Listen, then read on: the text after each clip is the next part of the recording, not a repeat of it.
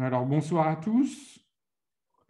Alors, bienvenue pour cette nouvelle année et pour ce Zoom ce soir de la mairie, ce 29 janvier. Donc, ce n'est pas trop tard pour vous souhaiter nos voeux. Donc, au nom de l'équipe municipale, je vous souhaite une bonne année 2021. On va espérer qu'elle soit meilleure que celle de 2020. Et puis, on va continuer à fonctionner tous ensemble et à être solidaires comme on a pu le faire en 2020 dans notre chère commune. Ce soir, cette réunion, elle a pour actualité plusieurs points. Un point sur la crise sanitaire qui sera fait par Aline de Marcillac, notre maire. Un point sur les écoles qui sera fait par Agnès, adjointe à la petite enfance. Un point qui sera fait par Florence Boutet, qui est notre adjointe aux affaires. Un point qui sera fait par Luc sur la réserve citoyenne et sur l'avancement sur le lancement de la plateforme de démocratie participative et qui est notre adjoint à la démocratie participative et aux jeunes. Ensuite, on fera un exercice qui reflète en fait tout ce qui s'est passé sur la plateforme ces dernières semaines. C'est un exercice sur les questions récurrentes qu'on a pu avoir. Donc, on les a extraites de la plateforme et on va jouer à un jeu de questions-réponses avec Aline pour qu'on puisse vous informer sur des points qui ont attiré votre attention et on va essayer d'y apporter les réponses les plus claires et concrètes possibles. Ensuite, on aura Elisabeth, notre adjointe à l'urbanisme, qui va intervenir pour nous faire un point d'étape sur les sujets liés au projet de centre-ville. Et puis, j'animerai pendant 25 minutes un jeu de questions-réponses qu'on avait déjà fait la dernière fois quand vous avez participé au Zoom qu'on avait organisé. Et puis, on terminera par la conclusion, un mot d'Aline qui conclura sur ce Zoom qui va durer environ une petite heure. C'est le cadrage qu'on a prévu. On va attendre encore 2 minutes, le temps que tout le monde arrive. Donc, on est dans un format ce soir sur le Zoom qui est un format webinar. Donc, on est dans de l'information descendante et vous pourrez, au cours du Zoom, poser vos questions à travers l'onglet Converser et je serai votre porte-parole. C'est moi qui serai le garant des questions posées. Donc, n'hésitez pas à vous exprimer. On sera, comme la dernière fois, dans l'exhaustivité des questions qui seront posées de manière transparente pour essayer d'y apporter un maximum d'informations et de réponses. Il y aura aussi un petit questionnaire, vous verrez pendant le Zoom qui sera lancé. Le questionnaire a vocation à vous demander quelle est la raison qui a motivé votre connexion ce soir. Et on vous encourage à y répondre parce que ça nous permet à nous de toujours pouvoir nous améliorer sur la manière d'animer ces Zooms qui vont, la dernière fois, on avait dit qu'on ferait des rendez-vous récurrents. Donc là, on commence à rentrer de manière systématique dans ces rendez-vous. Il y a une dernière personne que je vais citer qui est Pierre Chevalier, qui est notre adjoint à tous les syndics que vous ne voyez pas à l'écran, mais je remercie Pierre parce que je sais qu'il a été extrêmement énergique ce soir pour que l'ensemble des syndics de la ville soient parmi nous. Voilà, bon, on ne va pas tarder à démarrer. Encore une petite minute. Et je vais donner la main à Aline pour nous parler du point sur la crise sanitaire. Aline, je te laisse la parole. Merci Julien. Bonsoir à tous. Nous sommes très heureux de vous retrouver ce soir. On commence en effet à nous habituer à tous ces échanges en visio. Alors c'est vrai que je ne vous vois pas et ça me manque, mais je m'adresse à vous du fond du cœur. Et nous avons 2 thématiques ce soir. La première, c'est effectivement l'actualité. Et la deuxième, c'est le suivi de la plateforme voilà, de partager des informations sur les sujets que nous avons soumis à la concertation à travers la plateforme de notre nouvelle plateforme citoyenne. Le, évidemment, l'actualité de ce début d'année 2021, je peux encore d'ailleurs vous adresser tous mes voeux, puisque voilà, protocolairement, nous ne sommes pas encore à la fin du mois de janvier. La situation, en fait, on fait un point d'actualité sur la crise sanitaire sans en réalité avoir d'informations très nouvelles sur les mesures qui nous attendent, puisque ce qu'on sait, c'est que le virus continue de se propager dans le département, avec également le variant qui a un taux de transmission qui est significatif et donc qui inquiète les autorités locales. Voilà, donc ça, c'est le premier point, c'est que notre vigilance reste constante. Nous l'avons vu aussi, il y a eu des lieux dans la ville qui ont dû être fermés. On a parlé récemment de la Java, également de classes à Alphen. Mais voilà, les procédures sont en place pour que la transmission soit bien contrôlée. Et l'autre sujet qui évidemment est au cœur de vos préoccupations, c'est la vaccination, et je donnerai donc tout à l'heure la parole à Florence Boutet qui vous donnera des détails sur la vaccination qui a donc commencé pour les plus de 75 ans, avec évidemment des délais qui sont pour beaucoup encore trop longs, mais vous savez que c'est lié essentiellement à la pénurie de vaccins. Et donc, le rôle des collectivités locales aujourd'hui, c'est d'être au moins facilitateur sur le terrain pour que les personnes qui souhaitent se faire vacciner puissent s'inscrire au moins dans un centre de vaccination. Donc, je laisserai la parole à Florence tout à l'heure, et si c'est nécessaire sur la crise sanitaire et sur la vaccination, nous ferons une réunion dédiée par Zoom encore. Donc voilà, tout à l'heure, Florence pourra parler de la vaccination. Et dans l'immédiat, Agnès Fils-Leiber, qui est donc adjointe au maire déléguée à l'éducation, va nous faire un point aussi sur la situation dans les écoles. Voilà, donc je passe la parole à Agnès, pardon, qui va dans un premier temps nous faire un point sur les écoles. À toi, Eh Agnès. bien, bonsoir à tous. Moi aussi, je profite de l'occasion pour vous souhaiter une belle année qui commence sur les chapeaux de roue. Alors, dans le petit point dans les écoles, donc au niveau de la Ronce, nous avons une enseignante qui est en arrêt de maladie, pas du tout pour le Covid, mais pour un heureux événement, qui est remplacée uniquement à 75%. Les 25% restants étant assurés par le directeur Bruno Davio. Sur Rostand, donc nous avons eu une enseignante qui, elle, a été en arrêt de maladie Covid.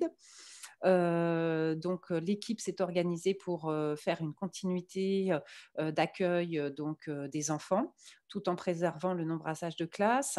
Et surtout, l'actualité la plus chaude a été cette semaine pour la maternelle Alphen, avec effectivement une double problématique. C'est un cas avéré Covid chez les enfants annoncé vendredi dernier, et surtout une absence de remplacement des professeurs qui sont en arrêt de maladie hors Covid. Donc, il y avait 3 professeurs sur 4 manquants ce jeudi et 2 aujourd'hui, ce qui nous a amené à prendre une décision inédite, à savoir la fermeture de ces classes qui n'avaient pas d'enseignants en phase 2 à cause, on ne souhaitait pas faire du brassage des lèvres, et ça, c'était vraiment pour les protéger, sachant qu'on avait donc ce cas Covid déclaré vendredi dernier. Nous sommes intervenus auprès des parents d'élèves pour les informer, mais surtout également auprès de l'inspectrice. Donc, nous avons fait des démarches conjointes. Je tenais à remercier particulièrement justement toutes les fédérations de parents, mais également les parents qui ont été accompagnateurs justement pour, essayer d'influencer tant faire se peut les instances de l'éducation nationale et faire avancer ces dossiers de remplacement. Alors, c'est vrai qu'au niveau du 92, il y a un gros problème de recrutement, de professeurs, à la fois titulaires et à la fois des remplaçants, tout simplement parce que les Hauts-de-Seine, n'attirent pas les jeunes enseignants.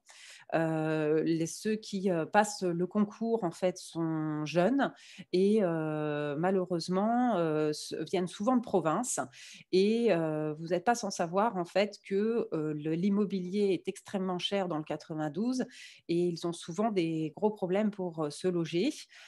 Tout ça faisant, Madame Fils, l'inspectrice de la DSDEN, donc, nous a bien mis en avant qu'il y avait beaucoup de démissions parmi les jeunes embauchés pour différents motifs, mais également liés à ces problématiques à la fois de salaire, de logement, de contexte de Covid, et les remplacements étaient extrêmement difficiles à pourvoir.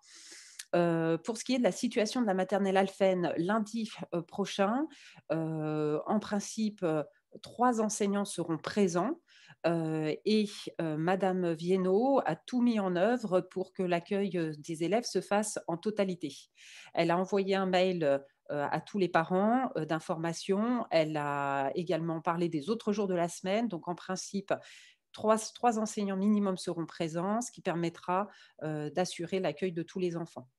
Voilà. Je laisse la parole à Julien.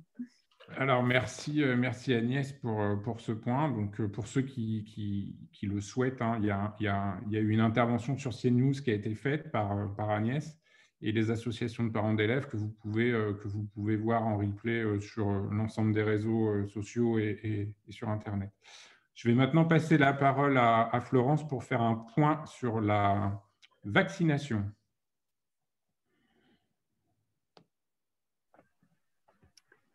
Merci Julien, bonsoir à tous. Merci d'être présents aussi nombreux ce soir pour ce petit point d'actualité. Alors, concernant, comme vous le savez, Ville d'Avray n'a pas de centre de vaccination pour le moment. La vaccination est ouverte actuellement uniquement aux plus de 75 ans et au personnel de santé et aux personnes souffrant de certaines pathologies tout à fait déterminées.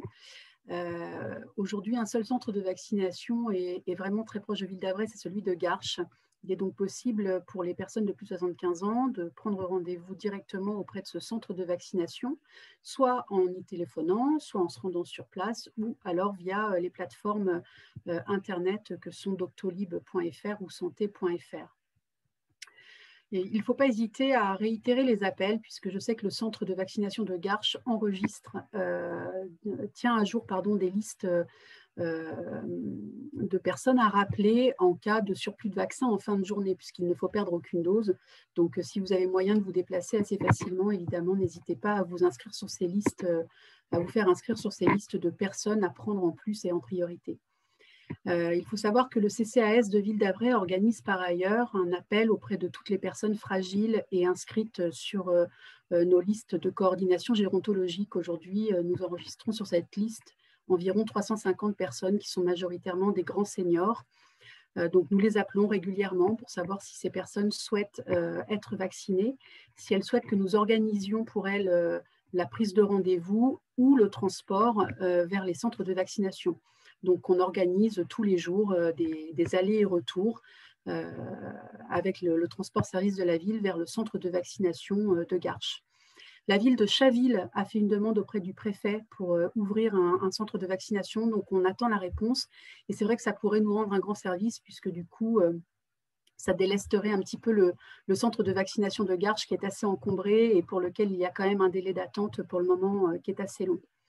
Parallèlement à ces informations, je dois vous dire que la municipalité réfléchit déjà et travaille déjà à l'organisation d'un centre de vaccination communal qui pourrait ouvrir ses portes au printemps lorsque le vaccin Moderna sera disponible et que l'on pourra vacciner en masse.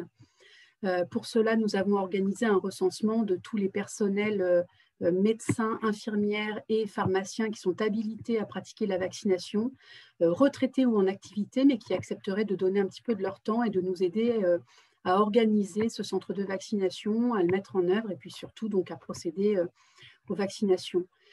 Si vous avez des questions, évidemment, j'y répondrai bien volontiers à la fin de cette séance, mais en tout cas, vous pouvez également trouver des informations mises à jour régulièrement sur le site internet de la ville.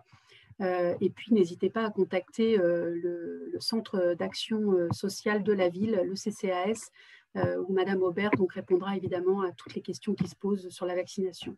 Je vous remercie de votre attention. C'était la question que j'allais te poser, donc, mais tu viens de préciser. Pardon ?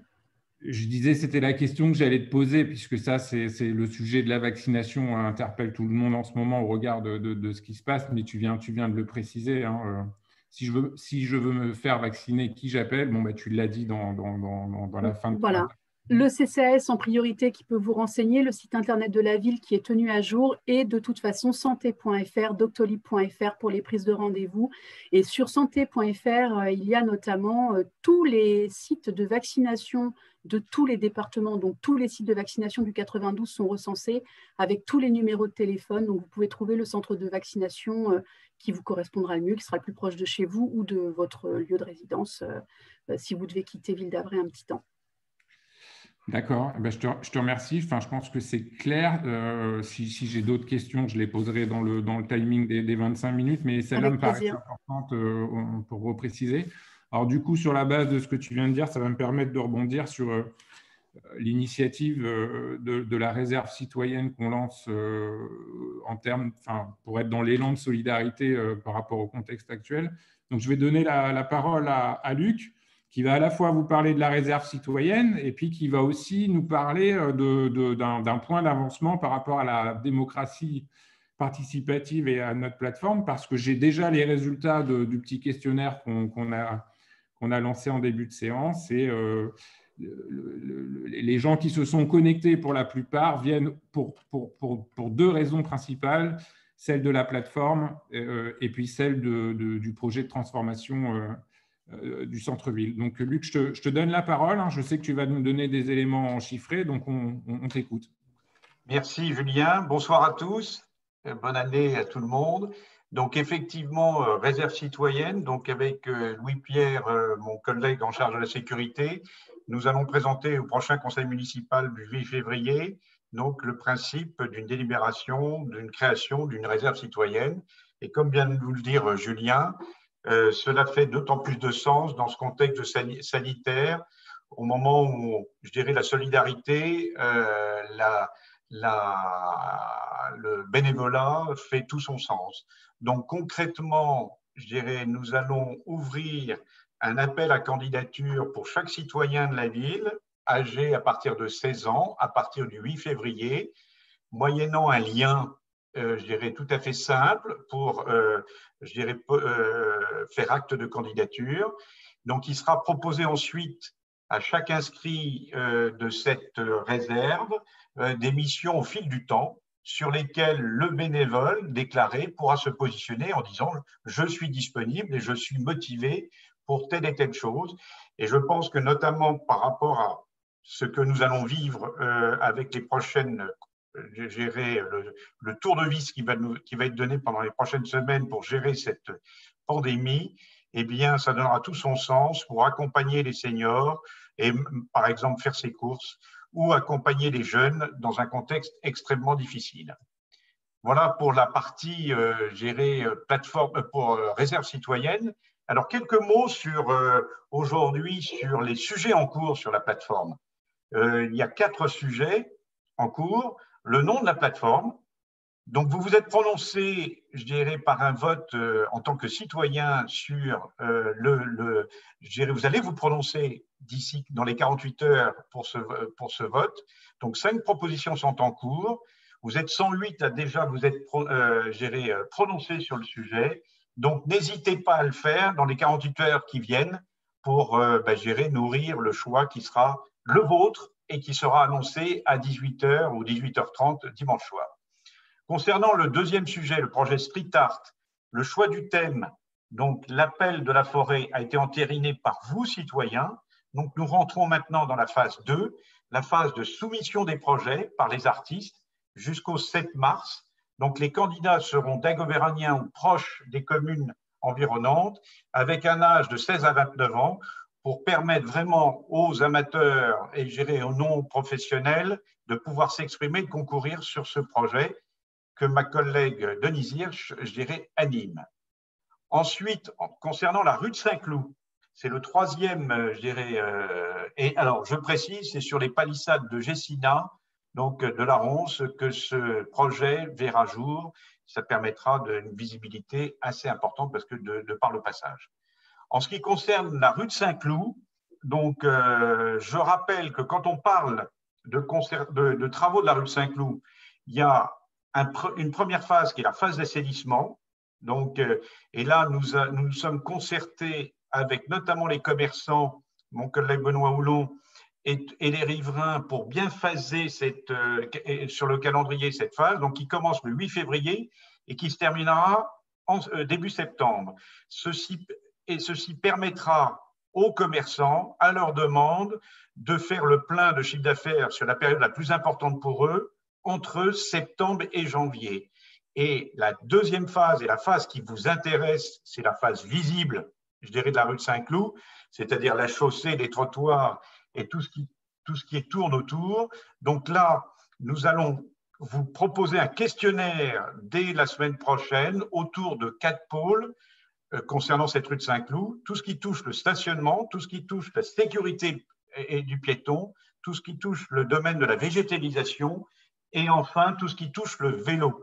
Donc cette concertation, ce questionnaire, durera tout l'ensemble du mois de février et permettra, de revenir auprès du département et de la communauté GPSO pour faire le meilleur cahier des charges et nous permettre de réaliser la rue de Saint-Cloud que nous aimerions avoir. Donc voilà, c'est pour le troisième sujet. Enfin, le dernier en cours, c'est bien sûr la poursuite de la consultation sur l'évolution de centre-ville. Je vous rappelle qu'après la phase sur les défis, les enjeux, à relever, nous sommes dans une phase d'approfondissement avec un questionnaire, donc qui est en ligne jusqu'au 12 février. Vous êtes déjà plus de 100 à vous être prononcés.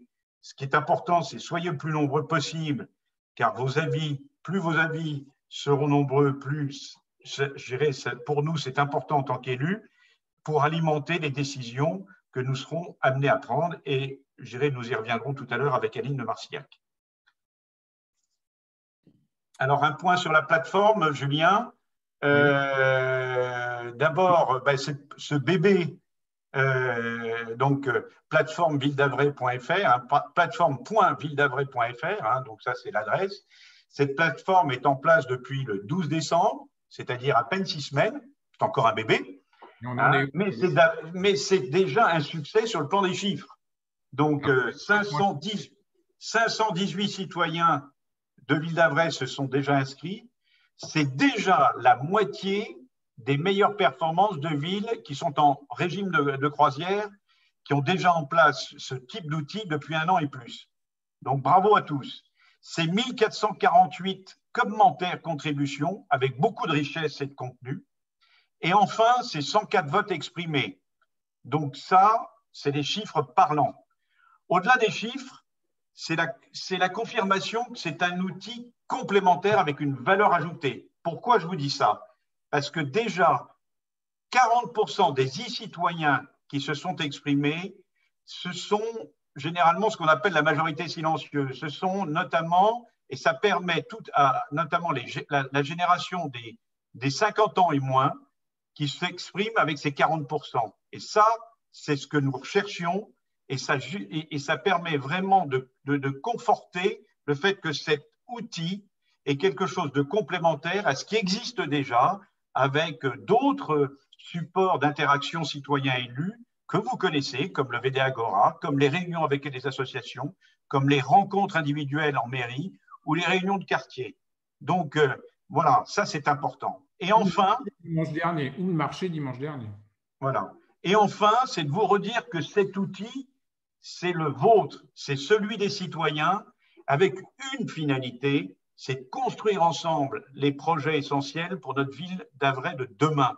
Donc, acceptons aujourd'hui élus et citoyens qu'on est en train de prendre la main, de manager ce nouvel outil. On apprend tous les jours, on progresse tous les jours et surtout, invitez vos connaissances, vos amis à contribuer sur cette plateforme. Je le répète, plus vous serez nombreux à vous exprimer, plus fort vos avis alimenteront notre réflexion pour nos décisions de demain.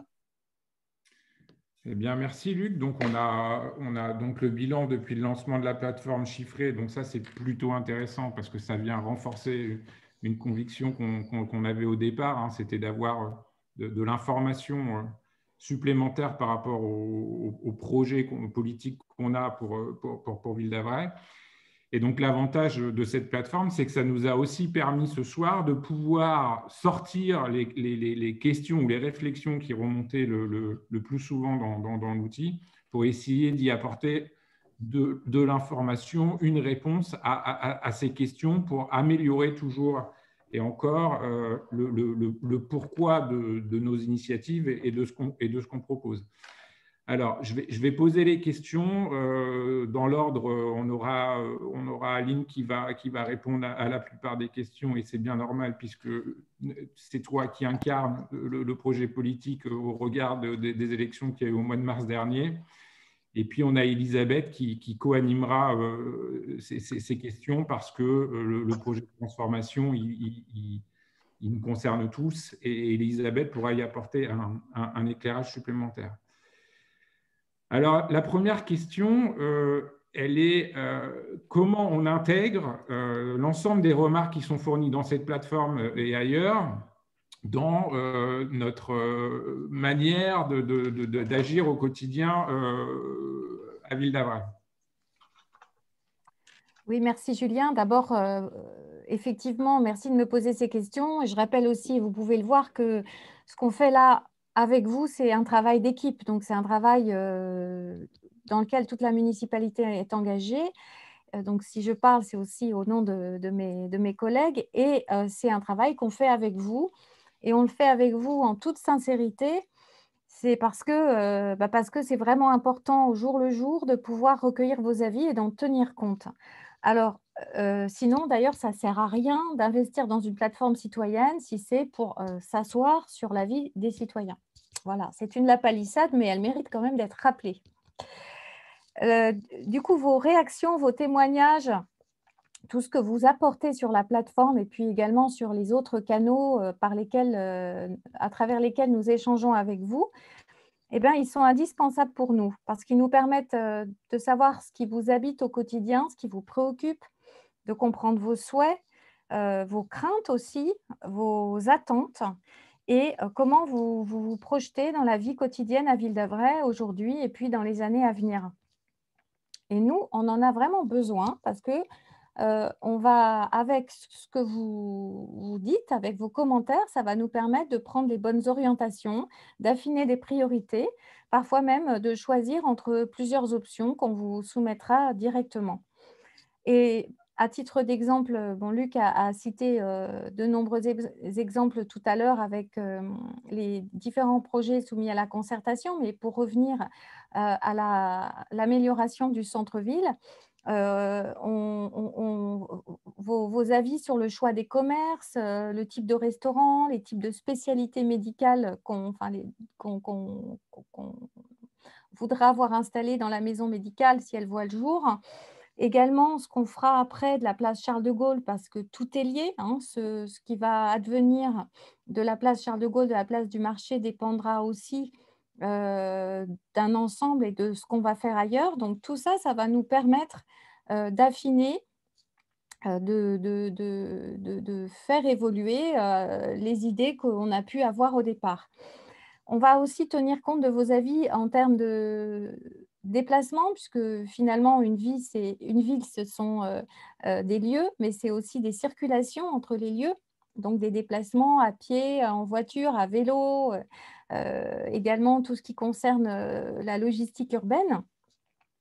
Et puis, par exemple, vous pourrez exprimer aussi des choix en termes de loisirs, et je pense par exemple à tout ce qui concerne d'éventuelles nouvelles installations sportives. Évidemment, on ne peut pas ne tenir compte que de vos avis, puisque pour chaque décision, il y a un certain nombre d'impératifs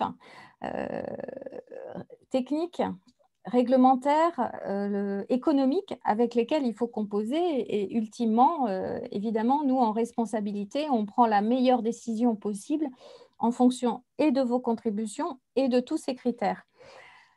Par exemple, je sais que voilà, on a des obligations réglementaires sur le logement, il y a des obligations qui sont liées au stationnement. Enfin voilà, ce sont des exemples de contraintes avec lesquelles il faut composer. Et puis évidemment, on n'est pas les seuls acteurs à Ville d'Avray, puisque le pouvoir public oriente, facilite, mais qu'un grand nombre, finalement, la façon dont les agents locaux, les agents économiques vont investir le territoire dépend de libertés individuelles, qui sont celles d'entreprendre. C'est les choix que vont faire les commerçants, les restaurants, les médecins, de s'installer ou non à Ville d'Avray. Donc là aussi, évidemment, on n'a pas la main, puisque leur liberté est évidemment importante. Alors, il y a également dans les contributions sur l'amélioration du centre-ville des choses qui vont nous aider pour d'autres projets, par exemple pour la place Charles de Gaulle. Et sur la place Charles de Gaulle, d'ailleurs, Luc le disait, mais on va ouvrir une phase de concertation juste en suivant la phase actuelle, courant avril. Ce que je dois vous dire aussi, c'est que les questionnaires qui ont été soumis, qui sont actuellement sur la plateforme, eh bien, on va les dépouiller. Et une restitution est prévue courant mars, avec une présentation d'un avant-projet fin mars, début avril. Alors, certains de nos concitoyens ont émis des doutes du coup sur la sincérité de notre démarche de concertation. En fait, nous, quand on a commencé à parler de la rénovation du centre-ville, il y a un petit peu plus d'un an, on avait, nous, municipalités, identifié un certain nombre de besoins. Mais nous nous sommes rendus compte que nous les avions très insuffisamment partagés avec vous et qu'il avait manqué une étape essentielle au débat avec les habitants sur le partage du diagnostic, la compréhension de la réalité, l'identification des besoins, et que donc nous avons vraiment souhaité reprendre cette phase, si j'ose dire, quasiment à zéro. Au point que nous sommes absolument ouverts sur ce qui peut arriver. Pour autant, nous avons aussi fait le choix, parce qu'il y a déjà une partie du travail qui a été avancée, de ne pas faire table rase de tout ce qui avait été déjà travaillé il y a un an. Et on se donne la possibilité aujourd'hui d'en reprendre tout ou partie en fonction de ce que vous allez, des souhaits qui sont exprimés par les dagovéraniens. Et puis, à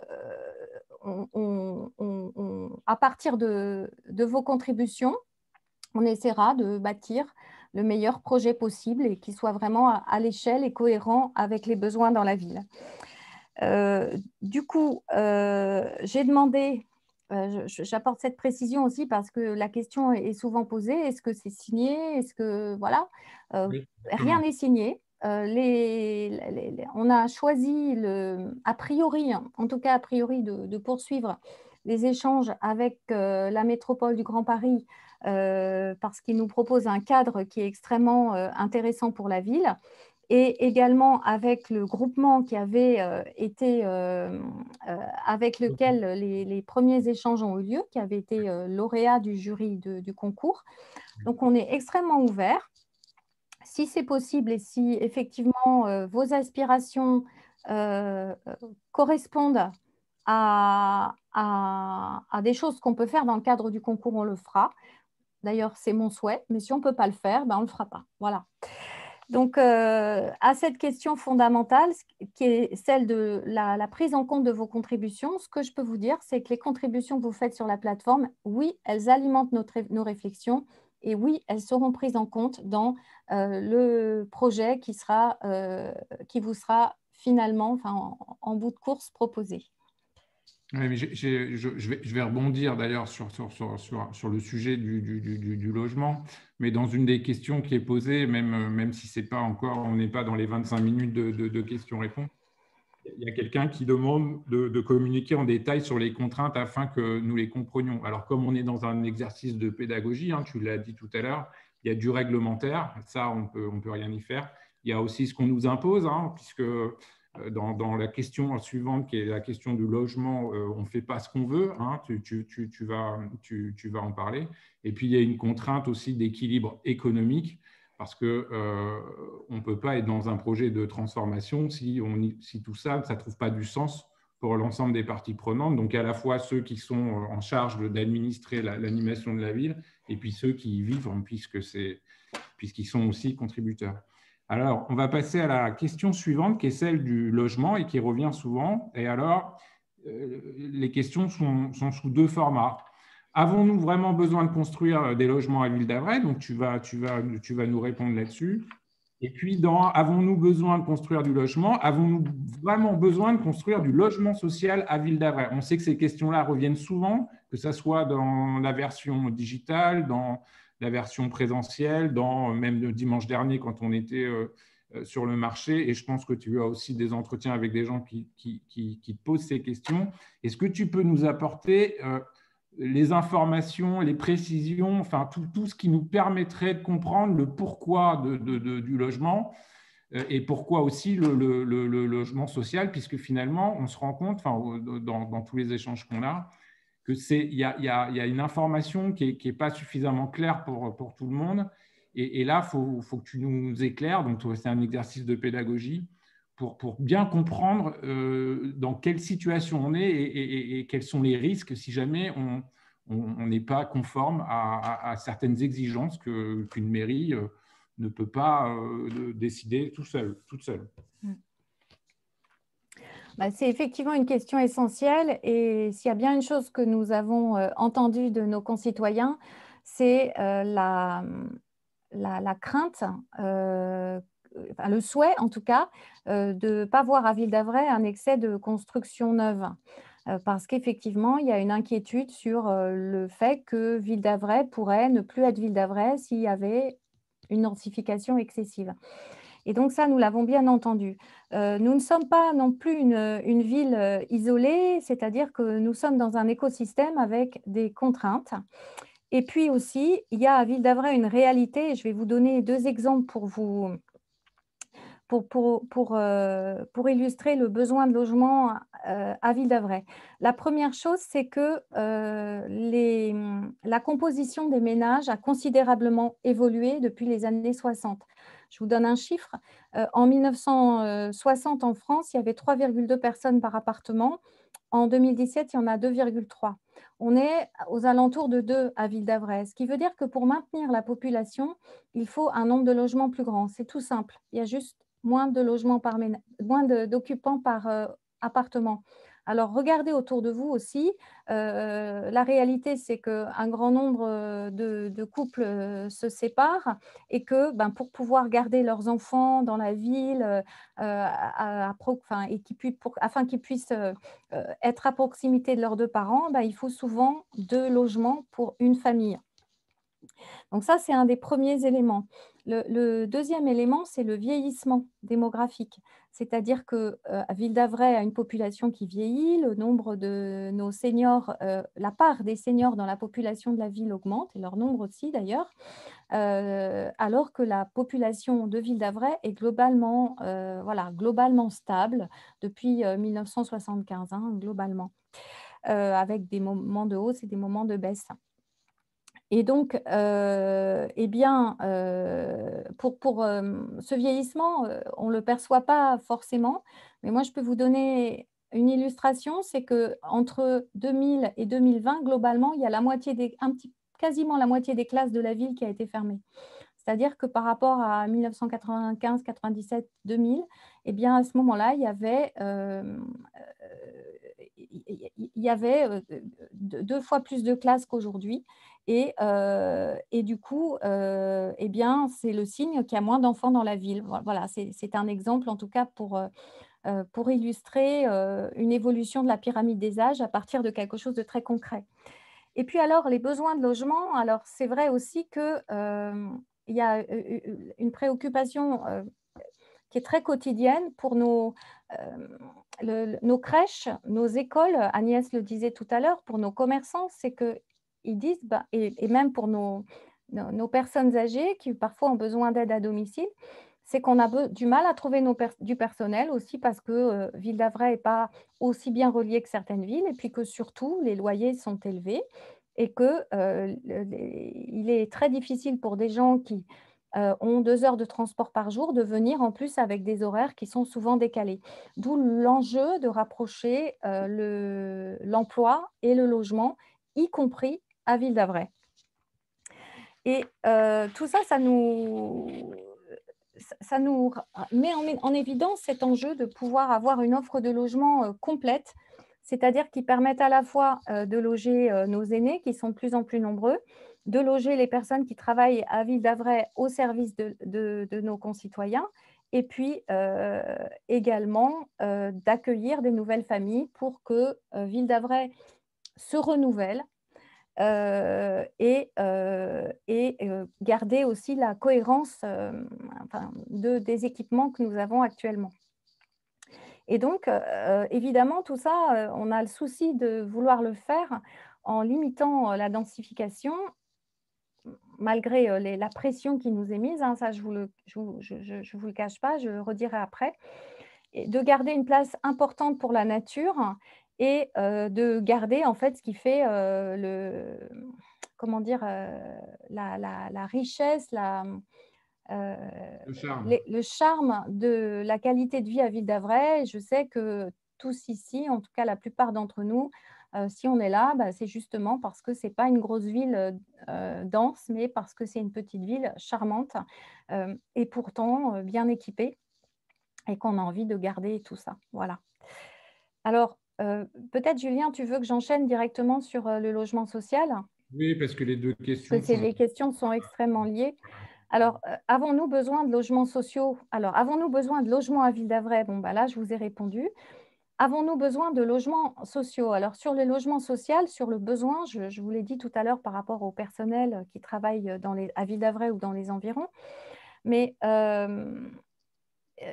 il faut avoir à l'idée que la majorité de la population française est éligible au logement aidé.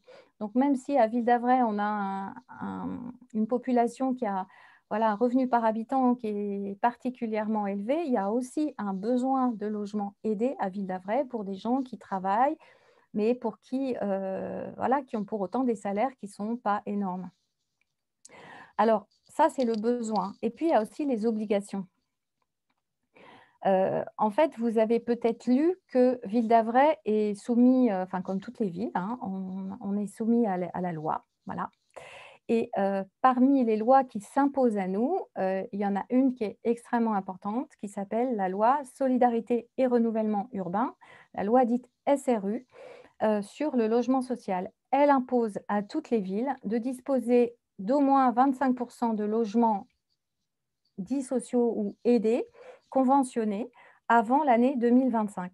Donc, elle fixe aux villes qui n'ont pas atteint ces 25% des objectifs par période de 3 ans pour rattraper leur objectif, pour atteindre ce taux. À Ville d'Avray, aujourd'hui, on est à 12,46%. Et sur la dernière période triennale, on n'a pas atteint nos objectifs. Quantitativement, on les a atteints à 67% pour être précis. Et qualitativement, on a eu des belles opérations de mixité, donc on a montré qu'on faisait du travail de qualité, mais on n'a pas produit suffisamment de logements. La conclusion, c'est que, on est sanctionné.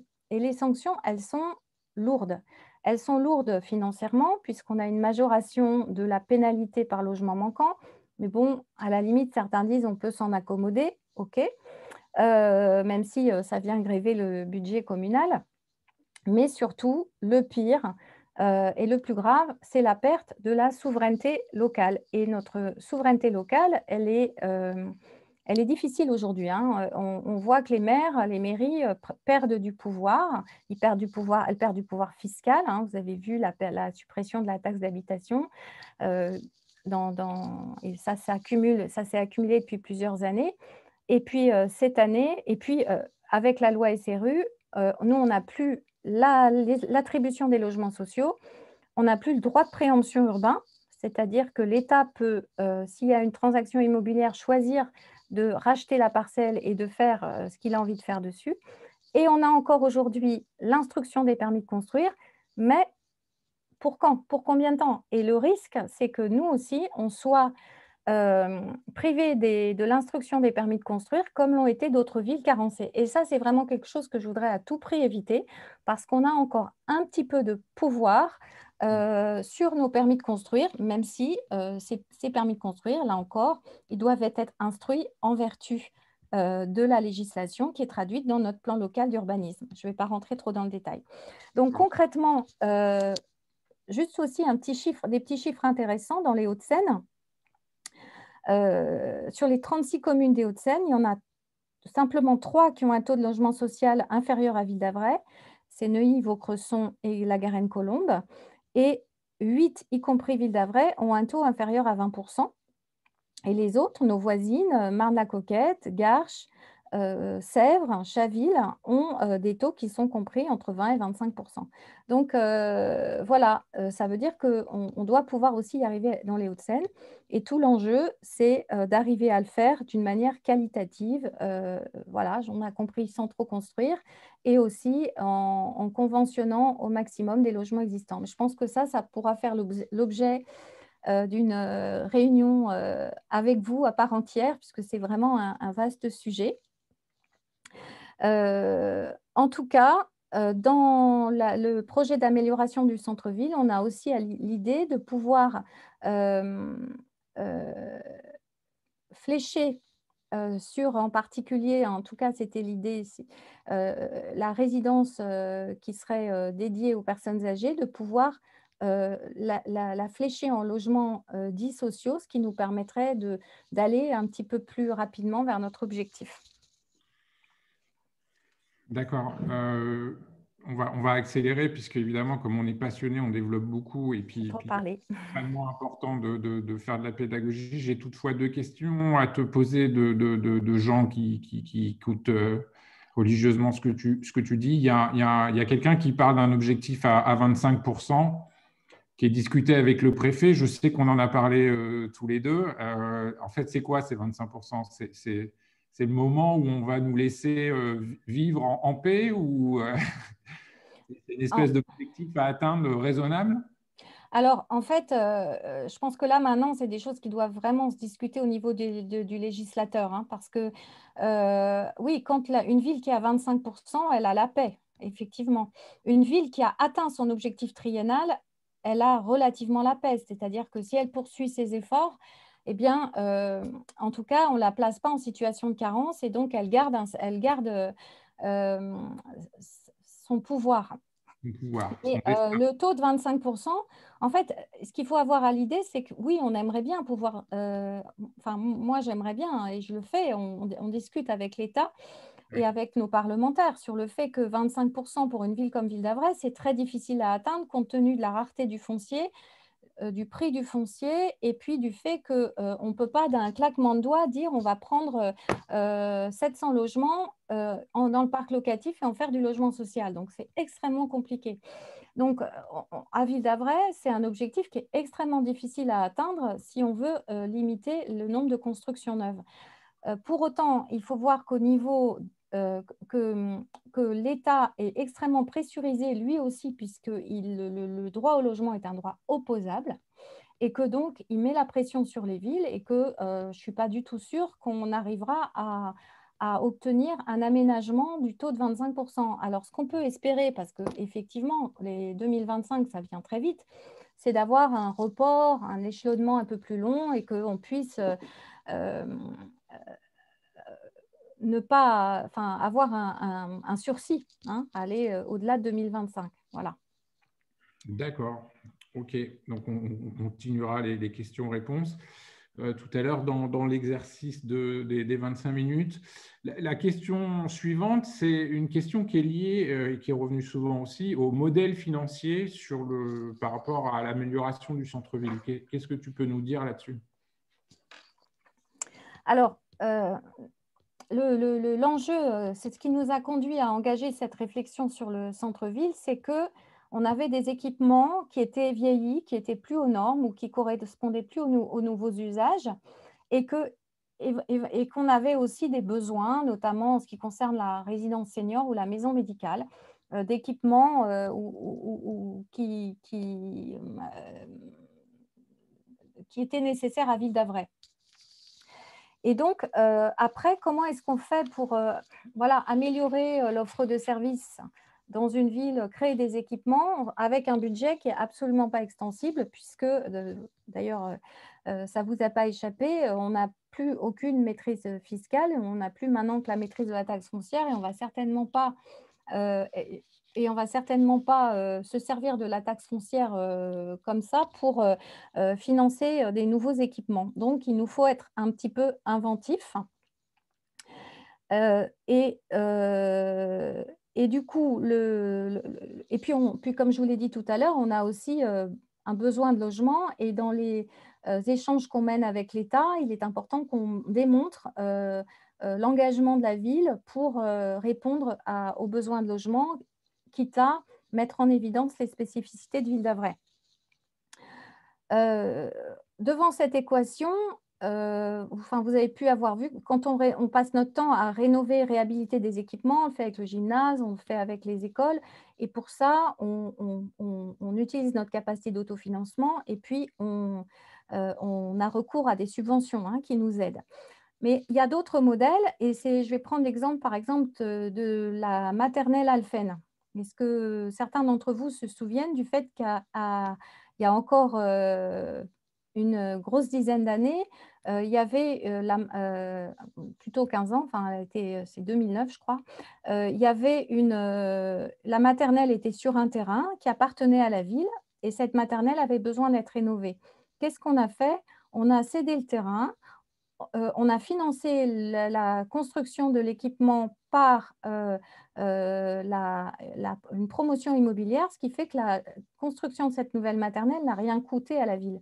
Donc, c'est une option intéressante. On a la maîtrise de ce qui se passe dans la maternelle en lien avec les copropriétaires voisins, et puisqu'on est nous-mêmes la ville copropriétaire du terrain, et du coup, on a un équipement qui était complètement neuf, qui n'avait rien coûté, qui n'avait pas pesé sur le contribuable, et qui permettait de repartir pour plusieurs décennies. Donc, c'est dans cette logique-là aussi qu'on se dit que sur certaines parcelles de la ville, on peut faire financer nos équipements par de la cession de logements dont en plus on a besoin, et tout ça va permettre que ces équipements nous coûtent le moins possible. Et avec ce qu'on va dégager comme financement, on va pouvoir aussi rénover des bâtiments de la ville qui sont précieux, importants, qui sont en plus remarquables. Je pense à la maison Maglev, qui est à côté de la Java. Je pense à la maison Pradier, qui se trouve au-dessus de l'entracte et qui est l'ancien service social. Et je pense bien sûr aussi au château qui fait partie de notre patrimoine communal et pour lequel il faut qu'on investisse. Mais pour pouvoir investir, il nous faut aussi trouver des solutions un peu innovantes au plan économique. Donc, selon ce qu'on va faire, la valorisation sera différente. Si on fait tout petit, on aura une valorisation, parce que la valeur de cession d'un terrain de la ville, elle va dépendre de la constructibilité finale, finalement, de ce qui va être fait. Donc, voilà, ça reste à voir. C'est pour ça que rien n'est décidé. Ça va vraiment être fonction du projet définitif. De toute façon, c'est ce qu'on dit depuis le début. On est à la recherche d'un équilibre constant entre ce qu'il faut faire et des équations économiques. Merci beaucoup, Aline, pour toutes ces explications et toute la pédagogie qu'il faut avoir derrière ces points techniques. J'ai une question maintenant pour Elisabeth. Donc, on a pris un exemple particulier par rapport à ce qui est remonté dans la plateforme sur la manière de construire. Et on va parler de l'actuelle crèche Pradier. Pourquoi on réhabiliterait ou pourquoi on ferait du neuf? À toi de nous éclairer, Elisabeth. Oui, merci Julien. Bonsoir à tous. La question de réhabiliter ou construire est une question récurrente pour une ville dès lors qu'elle crée des équipements destinés au public, quel qu'il soit. En réalité, ça dépend de beaucoup de critères. Le premier critère, c'est évidemment la nature du bâtiment et sa future destination. Sera-t-elle la même ou sera-t-elle différente? Ça dépend aussi du caractère de ce bâtiment et de sa vétusté et de son âge. Il y a aujourd'hui, il ne faut pas oublier qu'aujourd'hui, et on l'a cité tout à l'heure, 80% de nos investissements sont destinés à la rénovation de bâtiments. Dans certains cas, on fait le choix de ne pas rénover, mais de plutôt construire à neuf. Alors pourquoi construire à neuf? En fait, la première question et la première réponse qu'on peut apporter, c'est que construire à neuf est souvent sous-tendu par le besoin de répondre aux normes. Il se trouve qu'on est mené par un certain nombre de normes, alors normes de sécurité incendie, normes d'accessibilité. Pour la crèche en particulier, les normes sont dictées par la protection maternelle et infantile, et ces normes évoluent d'année en année et doivent être respectées rigoureusement, sinon la PMI risque de nous retirer les agréments et on risque de perdre des berceaux parce que nos crèches ne seraient pas aux normes actuelles en vigueur. Donc ça, c'est un premier critère. Le deuxième critère, c'est un critère lié à la nature même des bâtiments et à leur capacité à répondre à la transition énergétique et à la diminution de l'empreinte carbone. Aujourd'hui, sur notre territoire, sur le territoire de Grand Paris Seine-Ouest, on a environ 43% de bâtiments qui… je bafouille. Nos bâtiments représentent environ 43% d'émissions de gaz à effet de serre, ce qui est quand même assez important. Donc, le parc actuel est donc déficient sur le plan de l'efficacité énergétique et environnementale. Et la plupart des bâtiments, en particulier ceux des années 60-70, sont pour la plupart des passoires thermiques. Qui plus est, à partir de janvier cette année, il y a une nouvelle norme qui va entrer en vigueur pour la construction qui tendra à diminuer l'impact carbone des bâtiments et à améliorer la performance énergétique. Enfin, le dernier critère, c'est un critère économique. D'abord, le coût d'investissement dans une rénovation peut être énormément grévé par tout ce qu'il y a à faire en préalable d'une rénovation possible. Je pense en particulier au désamiantage qui est souvent très coûteux. L'autre chose, c'est qu'il faut prévoir sur le plus long terme, il faut avoir une vision sur le plus long terme et réfléchir à ce que coûtera l'investissement en dépenses énergétiques et en charges pour le bâtiment en question. Dans la plupart des cas, on constate que la rénovation est à peu près entre 10 et 15% plus chère qu'une construction neuve. Donc voilà pourquoi ces critères nous incitent plutôt à prévoir une construction neuve pour la future crèche plutôt qu'une rénovation de l'actuelle, sachant qu'il y a une question aussi d'ordre pratique qui est la gestion des bébés pendant la transformation de l'ancien vers le nouveau. Et on ne peut pas se permettre pendant le temps de changement de lieu de laisser les bébés sans garde possible au niveau municipal. Voilà, donc on est toujours dans le champ des possibles sur cette crèche et on est particulièrement dans le champ des possibles sur l'emplacement de la crèche. D'accord, eh bien merci Elisabeth pour cette information. Donc maintenant, on va passer aux questions du public. Donc je vais essayer d'incarner le mieux possible les questions du public. Donc je vais reprendre le fil des questions et puis ce que donc Aline et l'ensemble des adjoints, c'est de répondre à la question posée si vous semblez pouvoir y apporter des précisions. Alors, dans les questions qui sont posées, j'avais une question, alors je ne vais pas donner les noms, hein, mais j'avais une question sur la vente des des parcelles. Alors, attendez que je la retrouve. Oui, voilà, la question c'était s'il faut vendre un terrain municipal tous les 10 ans, comment ferons-nous quand nous aurons tout vendu? Donc, j'ai une partie de la réponse. Et Aline, tu compléteras si tu le souhaites. On est encore loin d'avoir tout vendu. Les parcelles en question sont, au regard du patrimoine communal, faibles. Aline, si tu veux compléter, Ouais, je vais très rapidement. En fait, il faudrait ce qui serait amusant, ça serait de vous donner exactement la surface foncière. Mais en réalité, les 4 parcelles qui avaient été soumises à l'appel à projet, hein, donc on n'est même pas sur la formule finale, ces 4, à part la parcelle de la rue de Versailles, qui est une parcelle de toute façon qui était déjà construite, celle de la Poste n'appartenait pas à la ville, en tout cas pas en totalité, et c'est minuscule au regard du patrimoine communal. C'est-à-dire qu'en réalité, il faudrait qu'on rapporte ces terrains à la surface globale, et on a encore toutes les écoles, on a alors effectivement la crèche actuelle, on a l'hôtel de ville, on a, enfin voilà.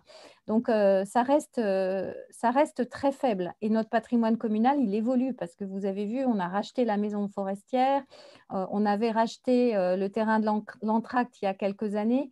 Donc voilà, tout ça, c'est pas figé. Oui, j'ai oublié encore de parler des installations sportives, du colombier, etc. Donc là, on parle vraiment au regard de la surface de la commune et au regard du patrimoine communal de la ville. Ce dont on parle aujourd'hui, c'est vraiment assez dérisoire. Voilà. D'accord. Alors, j'ai une autre question sur notre capacité à négocier un accord sur le quota de logements sociaux. Est-ce que c'est faisable ou est-ce que c'est pas faisable? Et l'exemple pris, c'est Neuilly-sur-Seine. Alors, est-ce que Neuilly-sur-Seine a réussi à négocier un accord? Et est-ce que nous, on serait en mesure de le faire, oui ou non? Alors, je peux répondre, mais je ne connais pas l'accord de Neuilly, honnêtement. Donc, ce que je sais, c'est que en fait, il faut montrer notre bonne foi et notre sincérité à l'État, au préfet, et qu'on peut avoir à ce moment-là des chances d'avoir un petit peu d'assouplissement. Mais moi, je crois que quand même, ce qu'on peut négocier, c'est de demander de l'aide. Enfin, ce qu'on peut, c'est demander de l'aide et de la facilitation à l'État pour un certain nombre de conventionnements. On a eu d'énormes difficultés dans l'ancien mandat, par exemple, à essayer de faire conventionner des logements de l'ALVA. Et ben voilà, c'est ce qu'il faut arriver à obtenir de l'État, c'est qu'il y ait un peu plus de souplesse et qu'il prenne en compte les particularités locales et les efforts que fait Ville d'Avray en termes de mixité, de diffus, etc. Tout ce qu'on fait, nous, c'est d'éviter de faire des tours quelque part, et ce qu'on cherche, c'est à faire de la mixité partout dans la ville. Et parfois, en fait, c'est plus compliqué. Et du coup, c'est plus long d'arriver à des résultats. Donc, ce qu'on demande à l'État, c'est de nous aider pour ça. Mais il n'y a rien. Je pourrais vous faire lire l'arrêté de carence qu'on a reçu. Voilà, il y a un certain dialogue, mais il ne faut pas se mentir. L'objectif, c'est l'objectif, et tant qu'on n'aura pas atteint l'objectif quantitatif, on sera sanctionné. Donc, ce que nous, on fait, par exemple, il y a un enjeu avec cette résidence senior, c'est de la faire accepter, par exemple, dans le quota de logements sociaux, même si le public est mixte en termes de logement, en termes de revenus. Voilà, c'est vraiment tout l'enjeu, c'est de faire accepter ce type de projet quand on est un petit peu sur la ligne de crête. D'ailleurs, j'ai une question à ce sujet-là, puisqu'on n'est pas carencé que depuis le mois de décembre, hein, on est carencé depuis… c'est la deuxième période. Voilà, depuis 2017, et petit à petit, on nous enlève un peu le stylo des mains. Hein, c'est ce qu'on veut éviter, hein, rester souverain à Ville d'Avray, parce que comme ça, au moins, ça aura l'image qu'on veut avoir de cette ville. Dans la question qu'on me pose par rapport à la carence de 2017, c'est est-ce que l'État a usé de son droit de préemption urbain? Honnêtement, non. C'est-à-dire qu'il s'est intéressé en particulier à des appartements dans le diffus, et puis en fait, il n'a pas préempté. Donc, de fait, en tout cas dans la période écoulée, l'État n'a pas préempté de parcelles ni de logements. Quand l'État préempte, il doit préempter au prix de la cession. Et en fait, souvent, il ne peut pas acheter au prix de la cession. D'accord. Alors, j'ai une question sur les transports en commun, mais Jérôme n'est pas là ce soir, donc je vais quand même la poser. Puis si on ne sait pas y répondre, on appellera Jérôme pour qu'il puisse formuler cette réponse. J'ai une question sur savez-vous combien de temps il faut en transport en commun pour se rendre et revenir au lycée à Versailles, Auch ou La Bruyère? Et qu'est-il prévu pour améliorer cela? Alors, en transport en commun, je pense qu'il vaudrait mieux que… Je n'ai pas les horaires de bus sous les yeux, donc il y a plusieurs façons d'aller à Versailles qui sont le train et le bus, et toute la question est celle du 471. Oui. Donc, je ne sais pas, peut-être vous avez la réponse. Ce que j'entends, c'est que la circulation des lycéens entre les villes et effectivement pas simple. Les horaires des bus les bus sont pas encore suffisamment fréquents pour faciliter la vie des lycéens. Alors évidemment, pour aller à Versailles, en particulier au lycée Auch, on a une piste cyclable qui est quasiment continue. Oui. Mais voilà, ce n'est pas les transports en commun. Ça reste quand même une option qui est, je crois, utilisée par un grand nombre de lycéens versaillais. D'accord. Alors, j'ai deux questions maintenant sur le projet de transformation du centre-ville. Le fait qu'il y ait un concours nous oblige-t-il à aller au bout du projet? Ça, c'est la première question. Et deuxième question, quels sont les réels obstacles à déplacer certaines places de parking de la place de l'église vers le sous-sol du stade? Voilà. Je peux peut-être répondre à la deuxième question d'abord. Tout l'enjeu de ce projet, justement avec une approche un peu plus globale, et donc pas parcelle par parcelle, mais globale sur le centre-ville. En tout cas, une des raisons pour lesquelles on a choisi de travailler sur plusieurs lieux en même temps, c'est que ça nous permettait vis-à-vis de l'État de mutualiser. Et donc, tout l'enjeu, c'est de mutualiser le nombre de places de stationnement nécessaires dans la ville. Alors, du coup, j'ai peur de ne pas répondre à la question. Est-ce que c'est possible de déplacer les places de la place Charles de Gaulle sous le stade?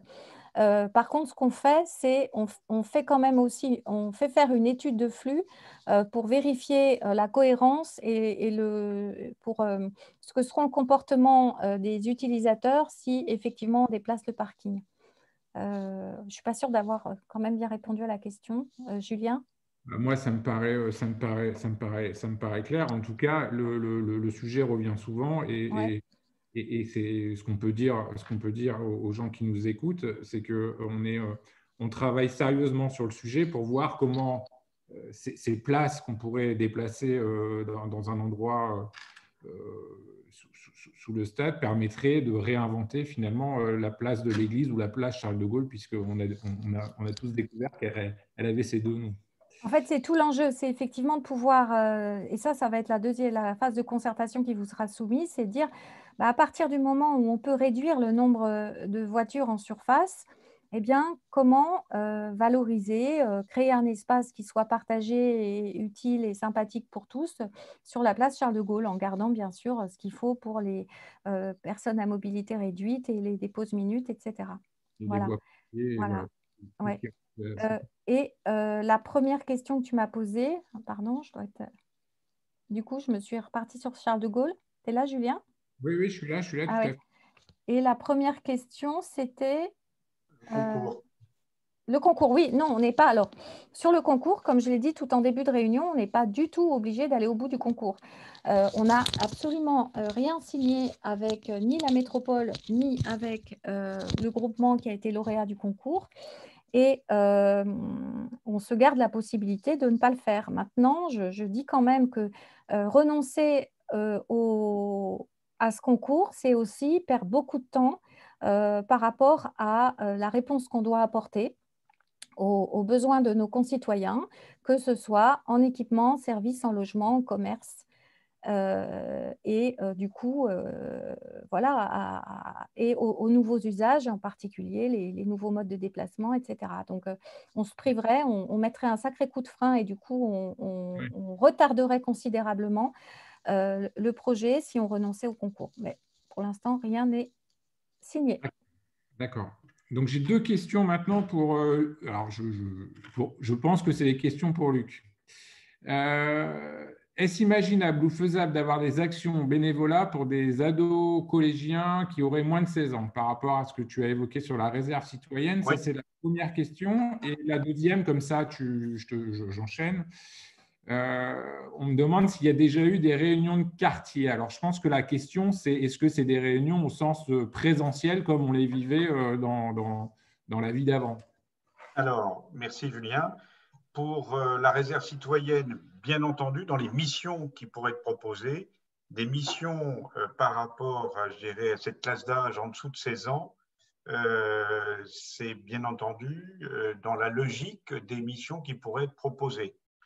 Concernant les réunions de quartier, eh bien aujourd'hui, du fait des contraintes liées bien sûr à ce qui nous est imposé avec la crise sanitaire, nous faisons des réunions de quartier qui sont en train de s'organiser tout au long du mois de février, donc essentiellement par Zoom ou autres moyens.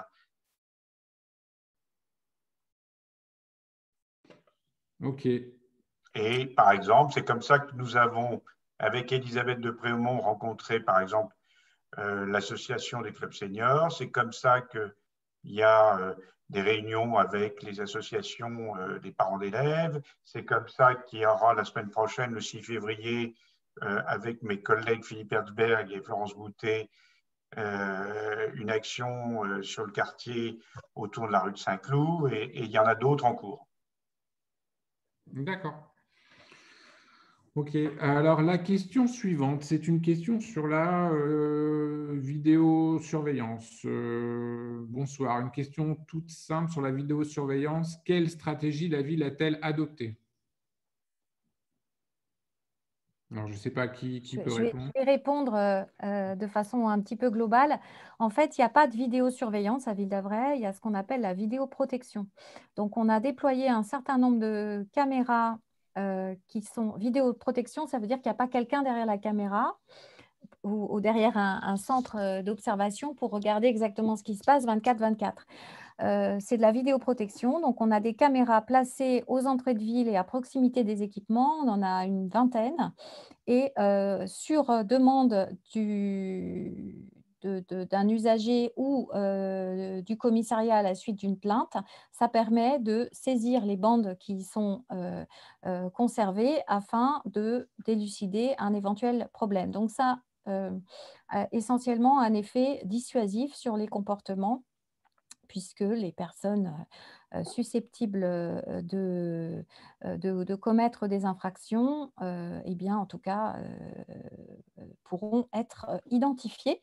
Et également, je précise aussi que des personnes accusées à tort pourront être innocentées. La double vertu de la vidéoprotection. D'accord, merci beaucoup. Maintenant, je pense que j'ai une question pour Elisabeth. Sur le projet Cœur de Ville, les normes de construction rénovation bas carbone, dit BBCA, ne sont apparemment pas prévues. Pour quelles raisons? Je ne comprends pas le sens de la question. Les normes de construction en vigueur aujourd'hui, c'est la RE 2020, ce que j'ai évoqué tout à l'heure. Tous les bâtiments BBC restent en vigueur, mais ça, c'était une norme qui datait de 2012. Aujourd'hui, on en est à la RE 2020, donc qui va beaucoup plus loin et qui va, par exemple, sur des bâtiments à énergie positive, avec des matériaux biosourcés et des modes de chauffage qui sont tout à fait adaptés. Donc, je ne sais pas si j'ai répondu très bien à la question, mais en tout cas, c'est la réponse que j'apporte. Est-ce que c'est bien le sens de la question posée? À distance, comme ça, je ne peux pas te dire. Je présume que oui. Parce que dans le fil des questions, si c'est nécessaire. Voilà, si dans le fil des questions, on me relance, je te dirai. Alors, j'ai une autre question qui est, peut-on demander au lauréat de modifier son projet en profondeur ou alors faut-il lancer un nouveau concours? La question, en gros, c'est quoi la limite pour dire ça change ou ça ne change pas, quoi. Quels sont les indicateurs qui font que ça pourrait basculer? Et d'ailleurs, il y avait une question en début de séance qui était, en gros, vous nous avez présenté un projet, mais si on le modifie, est-ce que ça ne vaut pas le coup de relancer un appel à projet? Sur la base aussi de ce que Aline nous a dit, qui est si on arrête ce projet-là, qui est une possibilité, eh ben, le risque, c'est de repartir dans une lourdeur administrative qui fera que… Voilà. Est-ce que tu peux nous éclairer là-dessus, Elisabeth? Elisabeth ou Aline, hein, on peut faire une réponse à deux voix. Ce qui me paraît important, c'est que dans le cadre du projet Cœur de Ville qui était lancé par la métropole, l'essentiel était le programme en tant qu'équipement public. On a, nous, le devoir d'avoir une vision à long terme pour la ville et de prévoir des équipements qui vont répondre aux besoins de la population. D'où la crèche, d'où le cabinet médical et d'où la maison senior. Aujourd'hui, le dialogue, il persiste avec le lauréat. Après, le choix, il va se faire à l'issue de la concertation et à l'issue de la décision politique qu'on va être amené à prendre en fonction des différentes contraintes que Aline a évoquées tout à l'heure. Donc, pour moi, il n'y a pas de difficulté à dialoguer aujourd'hui et à aller le plus loin possible dans la finesse en fait, du projet. Je ne sais pas, Aline, si tu veux compléter. Non, je rejoins tout à fait. Il y a un cadre juridique, donc il faut qu'on reste dans le cadre juridique du concours. Voilà, donc le concours, il portait sur ces 4 parcelles et il y avait quelques éléments qui étaient assez incontournables en termes de fonctionnement. Mais en fait, la métropole du Grand Paris a tout à fait intégré le fait qu'on a eu de vraies difficultés dans la mise en œuvre de ce concours et ça, de ce programme, de ce projet, et que c'était aussi un défaut de méthode hein, de leur part, de l'organisateur du concours, et que du coup, il faut nous permettre de prendre en compte les difficultés qu'on a rencontrées pour faire tous les aménagements nécessaires au projet. Alors, on pourrait, si on renonçait à rentrer dans le cadre du concours, à ce moment-là, en tout cas, on ne peut pas rentrer, a priori, le nouveau concours Inventons la métropole, 3e édition, porte plutôt sur d'autres sujets et je ne suis pas sûre qu'on serait éligible sur la troisième version de ce concours.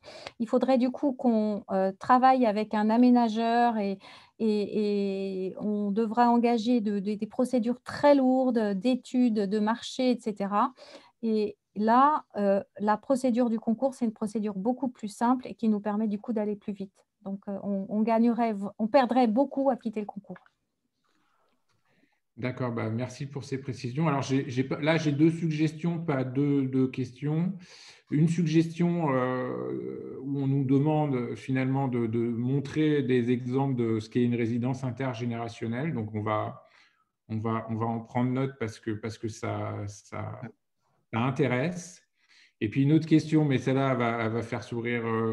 Enfin, une autre suggestion, celle-là va faire sourire plusieurs personnes. C'est que ce qu'on nous dit, c'est qu'il ne faut pas négocier le taux de 25%, mais plutôt négocier l'amende qu'on nous envoie.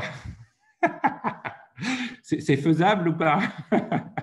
Alors, je vais répondre, on ne peut pas négocier l'amende d'abord parce qu'elle est prélevée sur la dotation de la ville. On ne peut pas la négocier.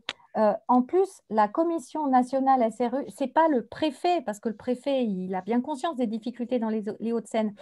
L'arrêté de carence, les décisions sur la carence, elles sont prises à un niveau national par des gens qui considèrent que la situation de Ville-d'Avray, d'ailleurs de Neuilly et de Saint-Cloud, etc., ne les intéresse absolument pas. Donc, non, on ne peut pas négocier le montant de la pénalité. Je suis allée montrer à la préfecture à plusieurs reprises, y compris en décembre dernier, tous les efforts que faisait la ville et j'ai souligné les immenses difficultés que nous rencontrions à déployer une politique de logement social.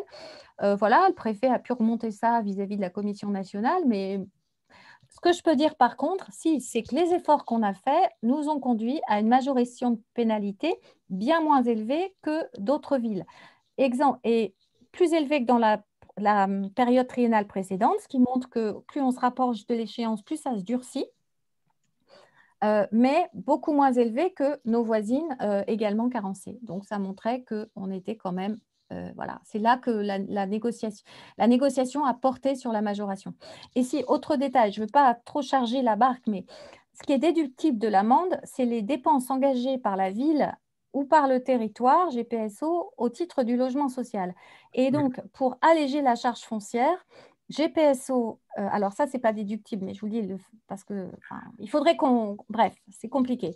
Mais ce que la ville met pour le logement social, ça pourrait être déductible de l'amende. Ce que met GPSO pour le logement social, en raison de ces lois un peu foireuses, eh bien, ce n'est pas déductible. Voilà. Merci beaucoup pour ton retour. Alors là la question suivante, elle est sur, à mon avis, nécessiter l'intervention de 2 intervenants. Je pense une partie Joël sur la plateforme de démocratie participative et puis une autre partie Luc ou Elisabeth. En fait, c'est sur le projet de Cœur de Ville, on nous demande de repréciser un peu le planning. Le planning, donc, et puis Joël complétera, mais le planning, il est le suivant. Donc, on est aujourd'hui dans la phase 2 du questionnaire, donc jusqu'au 12 février. On mettra à profit la période de la 2e quinzaine de février pour faire le dépouillement de tout ça. Et on s'est engagé à partir de début mars, donc de faire des réunions de partage gérées de ce qui aura été remonté via bien sûr cette plateforme, mais via aussi les autres modes d'expression qui permettront, parce que tout le monde n'a pas les moyens de s'exprimer via la plateforme. Donc ça, c'est la première chose. Et nous prévoyons une présentation d'un avant-projet modifié, je dirais fin mars, début avril. Et je complète en disant que ce qui est important, c'est que les données brutes qui vont être issues de la plateforme vont être analysées par tous les citoyens au travers de ces ateliers. Ça veut dire qu'on ne va pas prendre les réponses en l'état et les reporter à qui de droit, mais on va ajouter cette intelligence collective qui consiste à analyser ces données brutes et en faire de la décision collective, de l'intelligence collective. Voilà le process qu'on va mettre en place et qui va nous prendre les 3 ou 4 semaines jusqu'à courant mars. D'accord, bon, j'espère qu'on a, j'ai apporté, j'ai pas beaucoup de questions sur l'utilisation de la plateforme, donc c'est plutôt intéressant parce que ça veut dire que le choix de l'outil fait que c'est assez intuitif. Moi, je suis très impressionné, d'ailleurs, à ce titre-là, le Club Senior, par le nombre de seniors très à l'aise avec l'outil. Et donc, on a pu le constater, Elisabeth de Préaumont et moi, lors d'une rencontre récente avec eux. Alors, j'ai une question, mais sur un peu la stratégie par rapport à l'ensemble des commerces. Donc, Benoît Houlon, qui est en charge du commerce, et pas parmi les intervenants ce soir. Donc, ça va être compliqué d'y répondre. Mais pour les personnes qui se posent des questions sur la partie e-commerce, je sais que ça fait partie des enjeux qui sont sur la plateforme. Donc, n'hésitez pas à alimenter la plateforme et on essaiera d'y répondre le plus convenablement possible. On peut apporter une réponse préalable, c'est-à-dire que dans le projet sont prévues, imaginées des cellules commerciales. Maintenant, le contenu des cellules commerciales sera travaillé très finement par notre collègue Benoît Houlon et les services compétents. Donc, ça va dépendre aussi des demandes, des besoins exprimés.